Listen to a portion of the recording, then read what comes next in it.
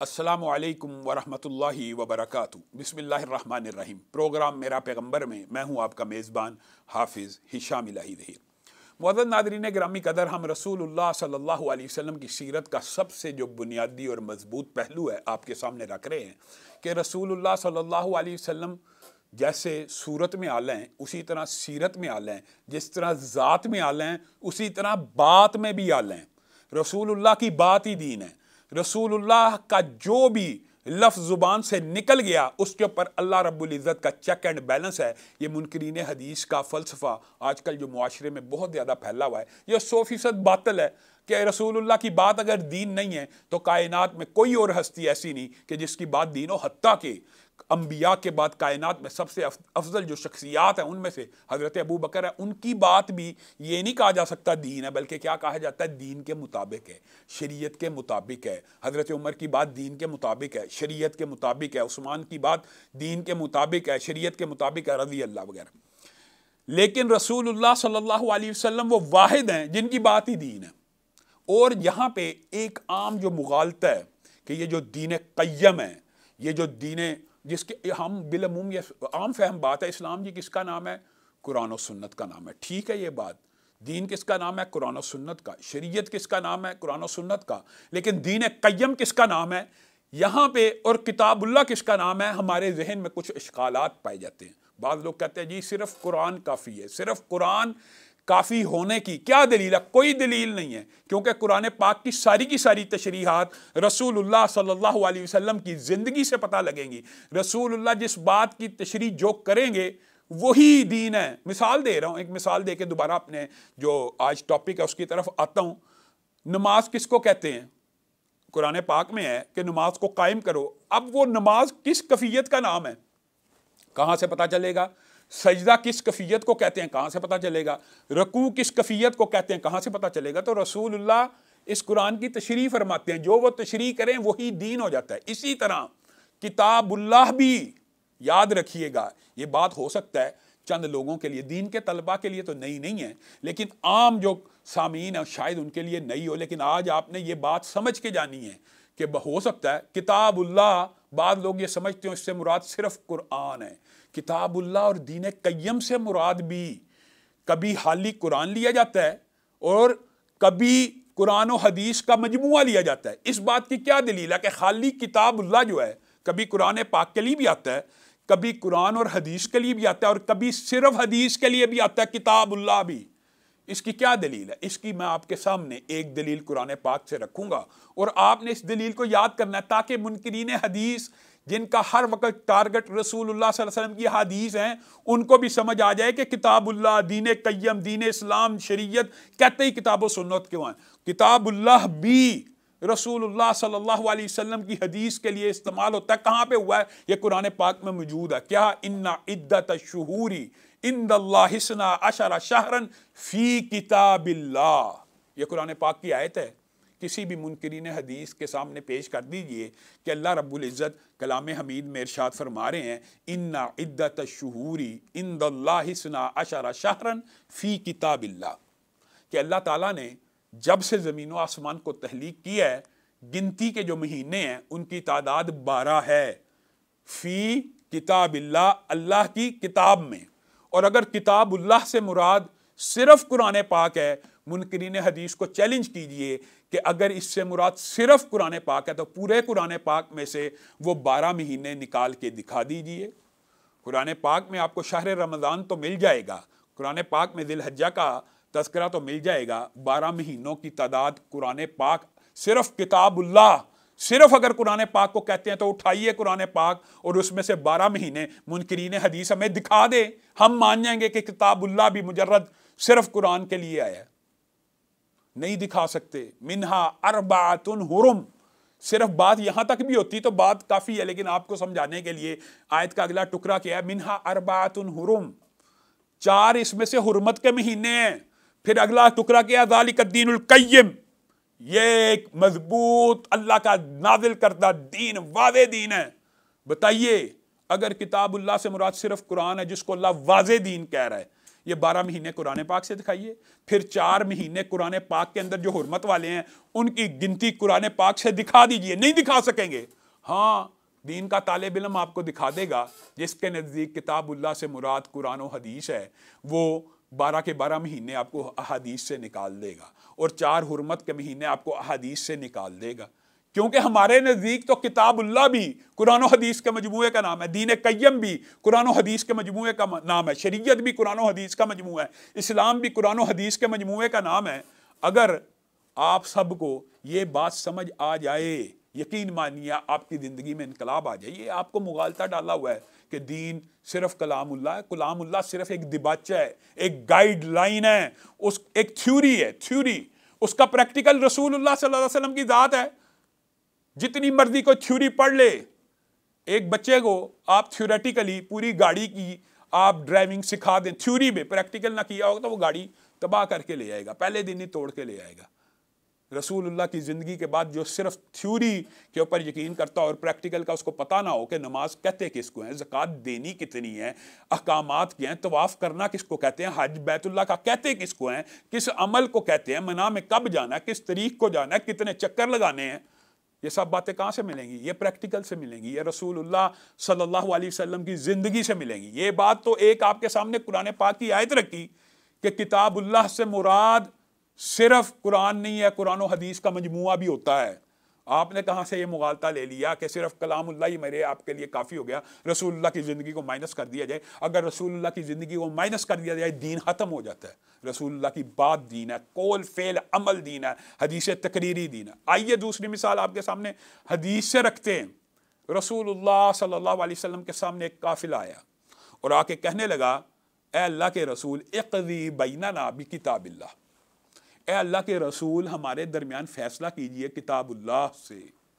رسول اللہ صلی اللہ علیہ وسلم جواب کیا دیتے ہیں؟ والذی نفسی بیدی لاقضین بینکما بکتاب اللہ، اس ذات کی قسم جس کے ہاتھ میں محمد صلی اللہ علیہ وسلم کی جان ہے، میں تمہارے مابین فیصلہ کروں گا، کہاں سے؟ کتاب اللہ سے۔ ایک قافلہ آیا، یہ بات بڑی سمجھنے کی ہے، آ کے کہنے لگا آپ کو قسم لگے آپ نے کتاب اللہ سے فیصلہ کرنا ہے۔ رسول اللہ کہتے ہیں اس ذات کی قسم ہے، رسول اللہ قسم نہ بھی کھائیں تو رسول اللہ اگر حالی بھی کہہ دیتے، لیکن قسم کھا کے کہہ رہے ہیں کہ میں تمہارے درمیان فیصلہ کروں گا کتاب اللہ سے۔ اب جو معاملہ پیش آیا تھا وہ یہ تھا کہ ایک بچے نے ایک عورت کے ساتھ، ان کے غلام نے یعنی لڑکے نے ایک عورت شادی شدہ کے ساتھ برائی کا ارتکاب کر لیا تھا۔ اب رسول اللہ صلی اللہ علیہ وسلم نے کتاب اللہ سے جو فیصلہ جاری کیا اس کی ذرا شکوں کے اوپر غور کریں۔ انیس بیٹا جائیے اس عورت سے پوچھ لیجئے اگر وہ شادی شدہ ہیں تو ان کو رجم کر دیا جائے، اور یہ جو لڑکا غیر شادی شدہ ہے اس کو 100 کوڑے لگائی جائیں اور اس کو 1 سال کے لیے جلا وطن کر دیا جائے۔ یہاں پہ آپ نے رکنا ہے۔ ایک فیصلہ جاری کیا قسم کھا کے کہ میں کتاب اللہ سے فیصلہ کر رہا ہوں، اور اگر کتاب اللہ صرف جیسے منکرین حدیث سمجھتے ہیں کہ صرف قرآن پاک کا نام ہے تو وہ قرآن پاک میں سے یہ فیصلے کی 3 شکیں نکال کر دکھا دیں، یا اتنی جسارت اور جرت رکھتے ہیں معاذ اللہ کہ وہ کہہ دیں کہ رسول اللہ نے قسم تو یہ کھائی تھی میں کتاب اللہ سے فیصلہ کروں گا، لیکن جب فیصلہ کرنے کی باری آئی تو باہر سے کر دیا معاذ اللہ۔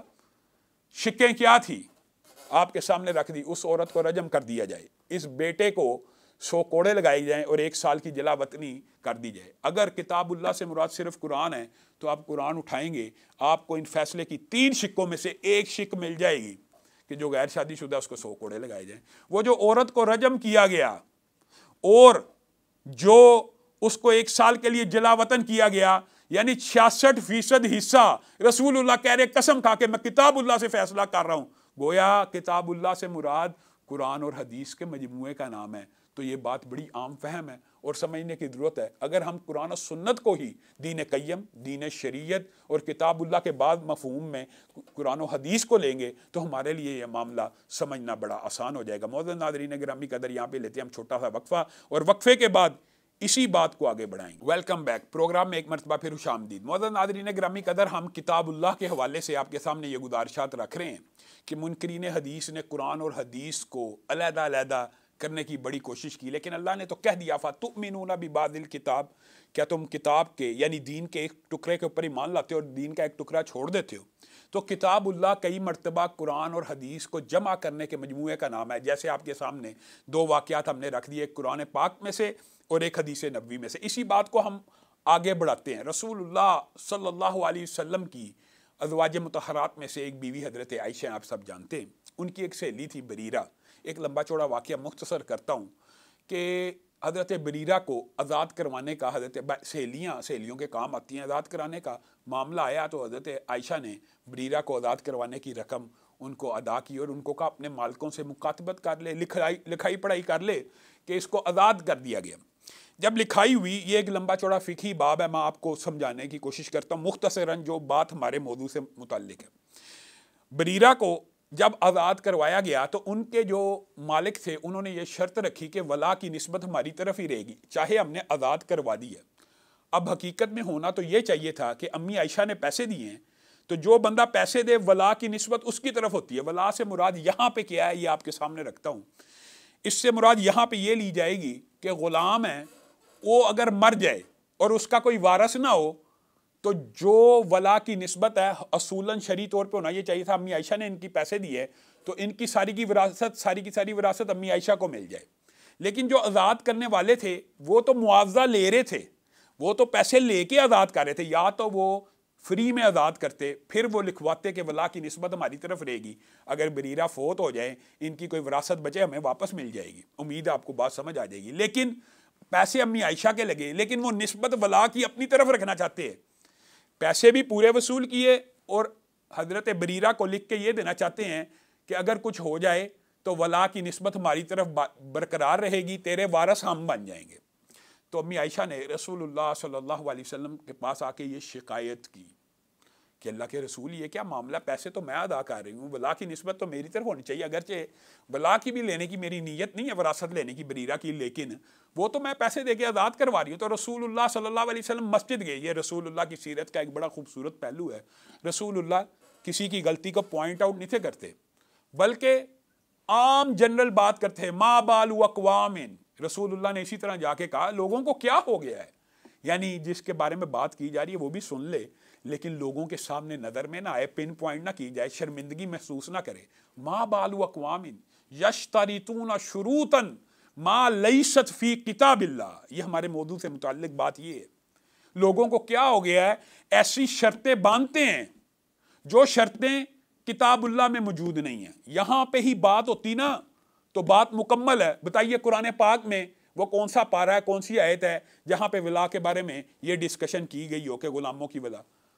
رسول اللہ تو کہہ رہے ہیں ما بالو اقوام یشترطون شروطا ما لیست فی کتاب اللہ، لوگوں کو کیا ہو گیا، ایسی شرطیں باندھتے ہیں جو کتاب اللہ میں نہیں ہیں۔ اگر کتاب اللہ سے مراد قرآن پاک ہے تو بتائیے، اور پھر کیا کہا، انما الولاء لمن اعتق۔ رسول اللہ صلی اللہ علیہ وسلم نے پہلے یہ الفاظ کہے، کل شرط ما لیس فی کتاب اللہ فہو باطل، جو بھی شرط کتاب اللہ میں موجود نہیں ہے وہ باطل ہے۔ اور کتاب اللہ میں شرط کیا ہے جو رسول اللہ بیان کرتے ہیں، وہ کہتے ہیں کتاب اللہ میں شرط یہ ہے، انما الولاء لمن اعتق، ولا کی نسبت اس کی طرف ہوگی جو آزاد کروائے گا، جو آزادی کے پیسے دے گا۔ اٹھائیے پورا قرآن پاک، رسول اللہ کہہ رہے ہیں کہ کتاب اللہ میں، کیونکہ رسول اللہ تو خود شارع ہیں، رسول اللہ کو تو پتہ ہے کہ دین قرآن و سنت کا نام ہے، کتاب اللہ قرآن و سنت کا نام ہے، دین قیم قرآن و سنت کا نام ہے۔ رسول اللہ کہتے ہیں کتاب اللہ میں جو شرط ہے ولا کی وہ یہ ہے، لمن اعتق، انما الولاء لمن اعتق، کتاب اللہ میں یہ شرط ہے۔ اٹھائیے پورا قرآن پاک جو صرف کتاب اللہ کو قرآن پاک ہی کے اندر مقید کرتے ہیں، وہ پورے قرآن پاک سے یہ آیت ہمیں نکال کے دکھا دیں، انما الولاء لمن اعتق، قرآن میں کہاں لکھا ہے؟ کہیں نہیں لکھا۔ تو رسول اللہ تو کہہ رہے ہیں تمہیں کیا ہو گیا، ایسی شرطیں باندھتے جو کتاب اللہ میں نہیں ہیں، اور کتاب اللہ میں جو ولا کی شرط ہے وہ یہ ہے، انما الولاء لمن اعتق، کہ جو آزاد کرے گا۔ اور یہ بات یاد رکھیے، یہ عقیدہ صحابہ کا بھی تھا۔ حل عندکم، حضرت جعفہ بیان کرتے ہیں حضرت علی کے پاس، آپ بتائیے، یہ آج کا عقیدہ نہیں ہے، آپ میں سے بعض لوگ شاید یہ سمجھیں گے کہ یہ کوئی نئی بات ہے، صحابہ کا بھی یہ عقیدہ تھا کہ وحی کی قرآن پاک کے علاوہ بھی ایک قسم موجود ہے हल इंदकुम शैउम मिनल वही मा लैसा फिल कुरान। हज़रत अली के पास आके एक बंदा पूछता है कि आपके पास वही की वो किस्म मौजूद है जो कुरान पाक में ना हो। हल इंदकुम शैउम मिनल वही, क्या वही में से कोई हिस्सा आपके पास लिखा हुआ है मा लैसा फिल कुरान, जो कुरान पाक में मौजूद नहीं है। तो हज़रत अली ने आगे है ये जवाब दिया कि तू क्या बात करता है, कुरान पाक के अलावा कोई वही नहीं है। जो मुनकरीन हदीस हैं जिनका अकीदा ये है कि कुरान पाक के अलावा वही कोई नहीं है, रसूलुल्लाह की बात वही नहीं है, उनके नज़दीक तो जवाब ये होना चाहिए था हज़रत अली का। हज़रत अली उसको डांटते, क्या पूछता है, वो क्या कहते हैं, नाम, जी हाँ मेरे पास कुरान पाक के अलावा वही का एक सहीफ़ा मौजूद है।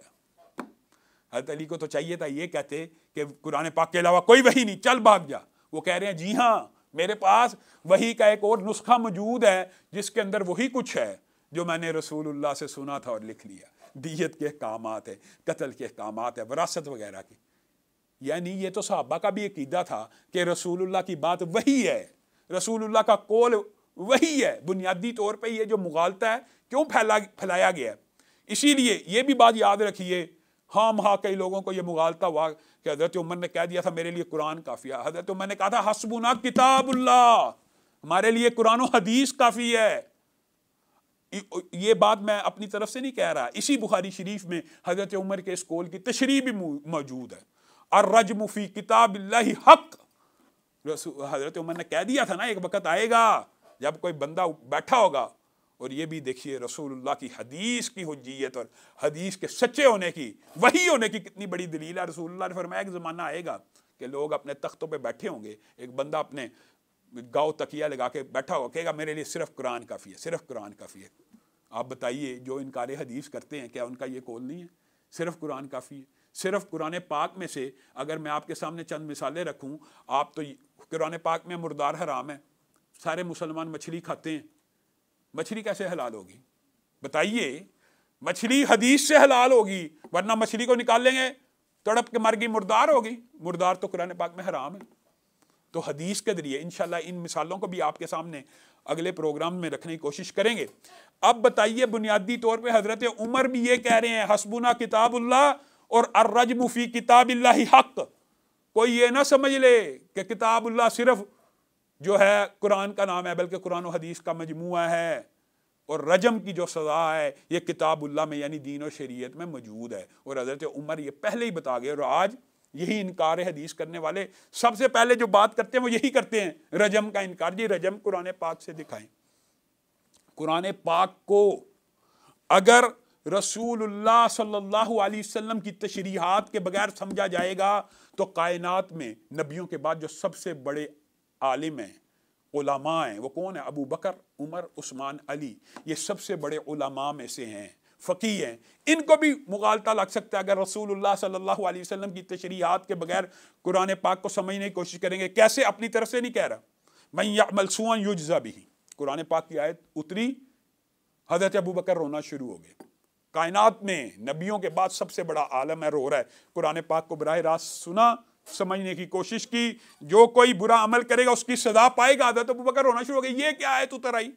बुरा अमल तो हर बंदे से हो जाता है, तो सजा अगर मिलनी है तो ये क्या है, ये क्या मामला है? रोना शुरू हो गए। रसूलुल्लाह की बारगाह में पेश हो गए तो नबी करीम सल्लल्लाहु अलैहि वसल्लम ने कहा अबू बकर आपने इस आयत का मतलब क्या समझा? हज़रत अबू बकर ने बताया जो मैंने मतलब समझा कि हर बुराई का बदला मिलना ही मिलना है।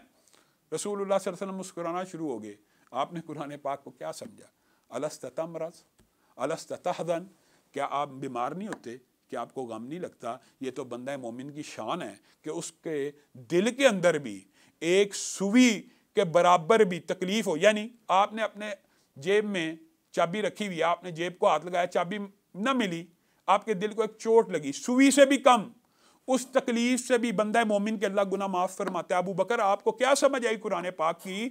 आप ये बात याद रख लीजिए कि कुरान पाक के अंदर ये जो आयत उतरी है इसका मुराद और इसकी मफहूम ये है कि बंदा मोमिन और बंदा मुस्लिम की ज़िंदगी के अंदर जो बीमारियां आती हैं, जो गम आते हैं, उससे उसकी तकलीफ़ें दूर हो जाती हैं। तो मुअज़्ज़ज़ नाज़रीन गिरामी कदर, यहाँ पे ये फ़लसफ़ा समझ लीजिए कि कुरान पाक को अगर बराह रास्त सहाबा भी समझने की कोशिश करेंगे बगैर हदीस के तो ख़ता का इम्कान है। यहाँ पे आज हमारे प्रोग्राम का वक़्त ख़त्म हुआ चाहता है। इंशाअल्लाह کل اسی موضوع کو نئے پروگرام میں آگے بڑھائیں گے۔ والسلام علیکم ورحمۃ اللہ وبرکاتہ۔